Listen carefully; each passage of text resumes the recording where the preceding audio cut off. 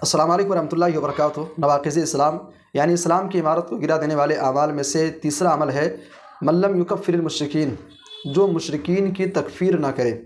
جو مشرکین کو اللہ کے ساتھ کفر کرنے والوں کو مشرک یا کافر نہ سمجھے۔ ایک انسان ہے کھلے طور پہ اللہ تعالیٰ کے ساتھ وہ شرک کرنے والا ہے، ایک انسان ہے جو اللہ کے ساتھ کھلے طور پہ کفر کرنے والا ہے، رب کا انکار کرنے والا، رب کے ساتھ غیروں کو ساجی اور شریک سمجھنے والا، رب کی عبادت میں غیروں کو شریک ٹھہرانے والا ایک انسان، ایک مسلمان، ایک ایمان والا شخص اس انسان کو کافر نہ سمجھے۔ اور کافر نہ سمجھنے کا معنی یہ نہیں ہے کہ آپ مائک لے لیں اور چیخ چلا کر کے فلاں کے تعلق سے اعلان کریں یہ مشرک ہے، یہ کافر ہے، یہ مشرک ہے، یہ کافر ہے، ایسا نہیں، بلکہ اس کو کافر سمجھنا،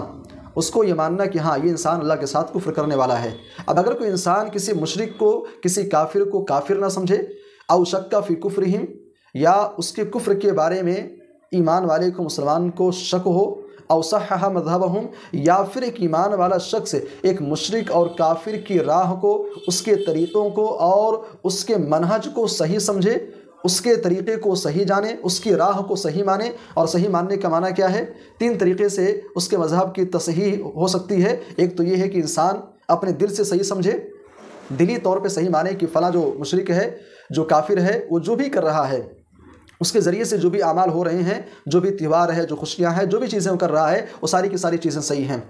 یا پھر انسان زبانی طور پر اعتراف کرے، زبانی طور پر کہے کہ ہاں فلاں جو کر رہا ہے، جو بھی مشرک انسان وہ کر رہا ہے، وہ ساری چیزیں صحیح ہیں۔ یا پھر انسان عملی طور پر ان چیزوں کا اعتراف کرے، یعنی ان کے تہواروں کے موقع پر مبارکبادی پیش کرنا، جیسا کہ ہمارے یہاں بڑی عام بات ہے، دوستی کے نام پر، محبت کے نام پر، اخوت کے نام پر، بھائی چارے کے نام پر۔ ایک مشرک انسان جو اپنے معبود کی اور اپنے مخصوص خداؤں کی عبادت کر رہا ہوتا ہے، اللہ کے ساتھ شرک اور کفر کر رہا ہوتا ہے، اس موقع پر عملی طور پر بہت سارے ایمان والے، بہت سارے مسلمان بھائی یا تو مبارکبادی پیش کرتے ہوئے نظر آتے ہیں، یا پھر ان کے تہواروں کا حصہ بنتے ہوئے نظر آتے ہیں۔ تہواروں کا حصہ وہ بنتے ہیں، یا پھر اس موقع پر خصوصی طور پہ ان کی تیار کردہ جو پکوان ہوتی ہیں، خصوصی طور پہ جو وہ چیزیں تقسیم کرتے ہیں، ان چیزوں کو لیتے ہیں، کھاتے ہیں، انجوائے کرتے ہیں۔ یاد رکھیے، اگر کوئی انسان اس طریقے سے کر رہا ہے،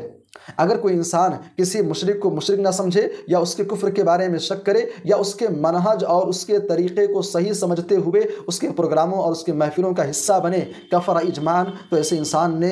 کفر کیا، اور اس کے کفر کے بارے میں کوئی شک نہیں ہے۔ ایسے انسان نے کفر کیا اور ایسے انسان کے کفر کے بارے میں کوئی شک نہیں ہے۔ اگر کوئی انسان کسی مشرک کو مشرک نہ سمجھے، اس کے کفر کے بارے میں شک کرے، یا اس کے مذہب کو صحیح سمجھے، اور صحیح سمجھنے کا جو معاملہ ہے کسی بھی انداز میں ہو، دلی طور پہ ہو، زبانی طور پر ہو، یا عملی طور پر ہو، اگر انسان ایسا کرتا ہے تو ایسا انسان گویا کہ اسلام کی عمارت کو، اسلام کی بلڈنگ کو وہ ڈھانے والا عمل کر رہا ہے، اسلام کی عمارت کو گرانے والا عمل کر رہا ہے۔ اور یہاں ٹھہر کر کے ایک بات سمجھنے کی بھی ہے کہ اگر کوئی انسان ہمارے والدین کے تعلق سے دشمنی رکھتا ہے،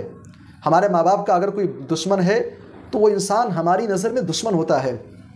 ہمارے والدین کا دشمن ہمارا دشمن ہوتا ہے، ہمارے بھائی کا دشمن ہمارا دشمن ہوتا ہے۔ کتنے افسوس کی بات ہوگی کہ رب کائنات، خالق کائنات، مالک ارض و سما کے ساتھ شرک کرنے والا، اللہ سے بغاوت کرنے والا انسان وہ ہمارا دوست ہو جاتا ہے، اس سے ہماری یاری قائم ہو جاتی ہے، اس سے ہم بھائی چارے کے نام پر، اخوت کے نام پر ہم اپنے دین ایمان کا ہم سمجھوتا کریں، اپنے دین اور اسلام کا اور اپنے عقیدے اور منہج کا ہم اس کے ایمان اور اس سے بھائی چارے کے نام پر اپنے دین اور مذہب کے ساتھ ہم کمپرومائز کریں۔ یاد رکھیے، یہ ایک ایمان والے شخص کی پہچان نہیں ہے۔ بہرحال تو یہ تیسری چیز ہے جو اسلام کی عمارت کو، اسلام کی بلڈنگ کو گرا دینے والی ہے۔ اللہ تعالیٰ سے دعا ہے اللہ تعالیٰ ہم سب کو اس عمل سے بچائے، اور ان تمام اعمال سے بھی بچائے جو ہماری اسلام کی عمارت کو گرا دینے والے ہیں، جو اسلام کی بلڈنگ کو منہدم کر دینے والے ہیں۔ آمین، تقبل یا رب العالمین۔